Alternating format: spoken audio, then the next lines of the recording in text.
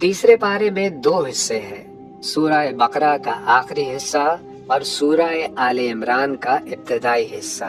पहले हिस्से में सूरह बकरा का बकिया मज़मून बयान हुआ है और इस हिस्से में 3 अहम बातें बयान हुई हैं। सबसे पहले 2 अजीम आयतें, एक आयतुल कुर्सी जो अल्लाह ताला की शान, कुदरत और कामिल इख्तियार को बयान करती है, दूसरी आयत मदाइना जो कुरान की सबसे तवील आयत है, जिसमें लेन देन, कर्ज और मामलात में इंसाफ और दयानत का हुक्म दिया गया है।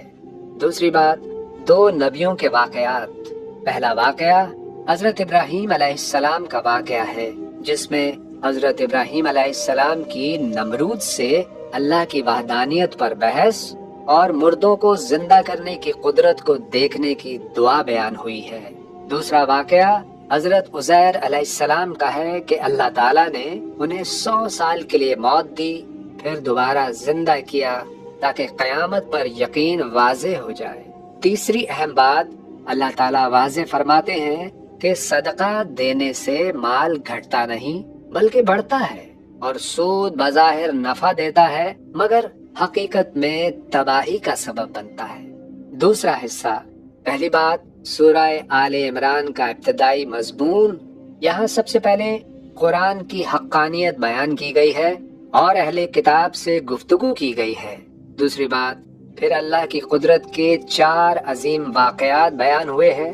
जंग बदर में मुसलमानों की कलील तादाद का कुफ्फार की कसीर तादाद पर गालिब आ जाना, हजरत मरियम अलैहिस्सलाम के पास बेमौसम फल आना, हजरत ज़िक्रिया अलैहिस्सलाम को बुढ़ापे में औलाद का अता होना, हजरत ईसा अलैहिस्सलाम का बगैर बाप के पैदा होना, बचपन में बात करना और जिंदा आसमान पर उठाया जाना।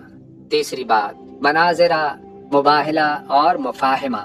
रसूलुल्लाह सल्लल्लाहु अलैहि वसल्लम का अहले किताब से बहस व मुबाहिसा और मनाज़रा हुआ।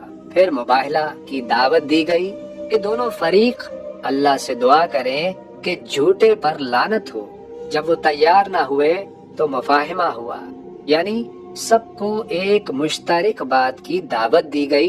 वो मुश्तरक बात है ला इलाहा इल्लल्लाह थी। चौथी बात अंबियाए साबिकीन से अहद। तमाम पिछले अंबिया से वादा लिया गया था कि जब आखिरी नबी हजरत मोहम्मद सल्लल्लाहु अलैहि वसल्लम तशरीफ लाएं तो वो उन पर ईमान लाएंगे और अपनी उम्मतों को भी उन पर ईमान लाने की तलकीन करेंगे। इस बारे में ये पैगाम दिया गया है कि अल्लाह की जात ही कामिल कुदरत, जिंदगी और मौत, नफा और नुकसान और हिदायत का वाहिद इख्तियार रखती है। अल्लाह ताला हमें कुरान की हिदायत पर अमल करने की तौफीक अता फरमाए, आमीन। यूं गुजारे इस बरस रमजान को, अब समझ के पढ़ना है कुरान।